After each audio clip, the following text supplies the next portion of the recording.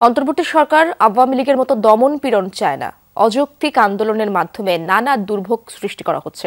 সরকার বিষয়গুলো দেখছে, সময় অনুসারে কঠোর হবে সরকার, এমনটা উল্লেখ করেন আইন উপদেষ্টা আসিফ নজরুল।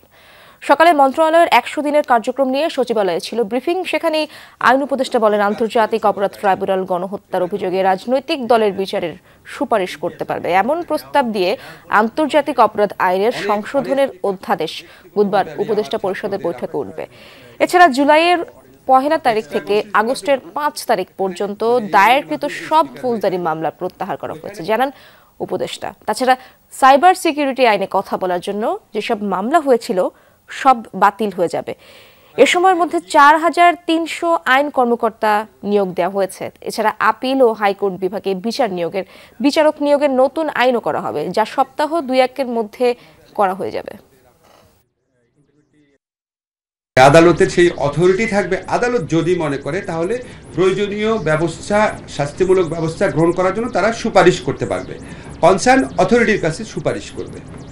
কনসার্ন যে সমস্ত অথরিটি রাজনৈতিক দলের ব্যাপারে শাস্তিমূলক ব্যবস্থা নেওয়ার আপনার রয়েছে, অনুমোদন রয়েছে, স্বরাষ্ট্র মন্ত্রণালয় আছে, তারপর আপনার ধরেন আমাদের পলিটিক্যাল পার্টি অর্ডিন্যান্স আছে, নির্বাচন কমিশন আছে। এটা জাস্ট এগুলির কথা আমি আইনে উল্লেখ করা নাই, কিন্তু যদি মনে করে তাহলে করতে।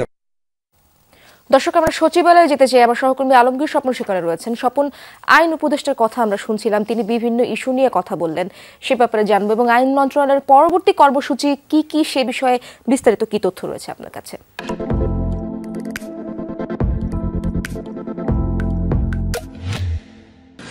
ইসরাত, যেটি হলো 100 দিনের যে কার্যক্রম আইন মন্ত্রণালয়ের, সেটি আইন উপদেষ্টা আসিফ নজরুল তুলে ধরেছেন। তিনি বলেছেন তারা এই 100 দিনে প্রতিদিন প্রায় 12 ঘন্টার মতো কাজ করেছেন, এমনকি ছুটির দিনেও কাজ করেছেন। সেই জায়গা থেকে তারা বলছেন যে 4500 মতো আইন কর্মকর্তা নিয়োগ দিয়েছেন, বিচারক নিয়োগ দিয়েছেন এবং বিভিন্ন যে আইন আছে সেই আইনের ত্রুটি ঘাটতি দূর করার জন্য অধ্যাদেশ তারা করেছেন। তো সেই জায়গা থেকেই তারা 1 জুলাই থেকে 5 আগস্ট পর্যন্ত যেসব ফৌজদারি মামলা হচ্ছে সেগুলো প্রত্যাহার করেছেন এবং এর পাশাপাশি নিম্ন আদালতে যেসব হয়রানিমূলক গায়েবী মামলা ছিল আওয়ামী লীগের আমলে করা হয়েছিল সেগুলো প্রত্যাহারের প্রক্রিয়াও তারা শুরু করেছেন, এই জন্য আইন কর্মকর্তা নিয়োগ দিয়েছেন।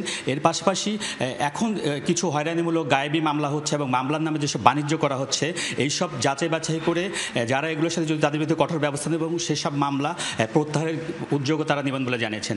আমরা প্রশ্ন করেছিলাম যে আন্তর্জাতিক অপরাধ ট্রাইব্যুনাল যে আইন সেটি সংশোধন করা হচ্ছে, একটা অধ্যাদেশ করা হচ্ছে, তো সেই অধ্যাদেশে রাজনৈতিক দলের বিচারের ধারা যুক্ত হচ্ছে কিনা। তো আইন উপদেষ্টা বলেছেন হ্যাঁ, এখানে রাজনৈতিক দলের বিচারের একটি ধারা যুক্ত হচ্ছে এবং সেই ধারা অনুযায়ী আন্তর্জাতিক অপরাধ ট্রাইব্যুনাল আসলে বিচারের সুপারিশ করতে পারবে, তবে তা বাস্তবায়ন করবে স্বরাষ্ট্র মন্ত্রণালয় বা সরকার। এর পাশাপাশি যে নির্বাচন কমিশন যে গণপ্রতিনিধিত্ব আইন আছে, আদেশ আছে, সেখানেও রাজনৈতিক দলের বিচারের বিষয়টা যুক্ত হতে পারে বলে জানাচ্ছেন। তো এই নিয়ে আগামীকাল উপদেষ্টা পরিষদের বৈঠক আছে, সেখানে এই আন্তর্জাতিক অপরাধ ট্রাইব্যুনাল আইনের যে অধ্যাদেশ সেটি উঠবে এবং সেখানে আইন মন্ত্রণালয়ের যে প্রস্তাব করা হয়েছে সেটি আসলে চূড়ান্ত সিদ্ধান্ত সেখানেই হবে। এর পাশাপাশি যেটি হলো সাইবার সিকিউরিটি আইনের যে আইন যেটি আছে, নিবর্তনমূলক যেটি ছিল সেটি বাতিলের সিদ্ধান্ত হয়েছে, তবে এর মধ্যে কথা বলার অধিকার সংক্রান্ত যেসব মামলা আছে সেগুলো প্রত্যাহার করা হবে, কিন্তু যেগুলো হ্যাকিং কিংবা সাইবার অপরাধ যেটা আছে সেগুলো আসলে প্রত্যাহার করা হবে না বলে উনি জানিয়েছেন। এখানে প্রশ্ন ছিল যে সাবেক প্রধানমন্ত্রী শেখ হাসিনা বিদেশে পালিয়ে গিয়ে ফোনের মাধ্যমে কথা বলছেন বিভিন্ন নেতাকর্মীদের সাথে, তো এটাকে তিনি বলেছেন অযৌক্তিক এবং বলেছেন যে আওয়ামী লীগের নেতাকর্মীদেরই শেখ হাসিনাকে আসলে প্রশ্ন করা উচিত, যেন তিনি এভাবে তাদেরকে বিপদে না ফেলেন। ইন্টারপোলের মাধ্যমে তারা যে আবেদন করেছেন শেখ হাসিনাকে ফিরিয়ে আনার এই বিষয়ে কথা বলেছেন যে এটা তাদের সদস্য হিসেবে এটা তাদের রাইটস, যে তাকে ফিরিয়ে আনার জন্যই তারা আবেদন করেছেন। সব মিলিয়ে তিনি মন্ত্রণালয়ের কর্মসূচি তুলে ধরেছেন এবং আইন কর্মকর্তারা সব আইন কর্মকর্তা তাদের সম্পদের হিসাব জমা দিয়েছেন, সেগুলো তারা যাচাই বাছাই করে ব্যবস্থা নেবেন বলে জানিয়েছেন। ধন্যবাদ আপনাকে।